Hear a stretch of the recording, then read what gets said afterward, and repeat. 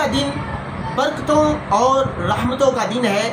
اس دن میں ہمیں چاہیے کہ سرکار دو عالم نور مجسم رحمت عالم صلی اللہ علیہ وسلم کی بارگاہ میں کثرت کے ساتھ درود پاک کا وظیفہ کریں۔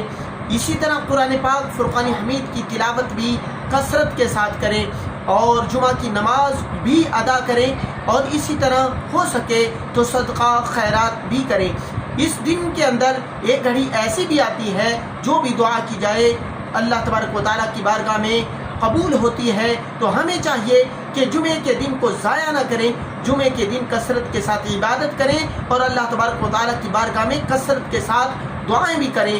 اور پیغام میرا یہ ہے کہ اپنے والدین کے لیے خصوصی دعا کیا کریں، کیونکہ ان کی بدولت اللہ تبارک و تعالیٰ نے آپ لوگوں کو نوازا ہے۔ ان کے لیے دعا کریں کہ اللہ تبارک و تعالیٰ انہیں صحت والی زندگی عطا فرمائے اور والدین کا سایہ ہم پر تا دیر قائم دائم فرمائے۔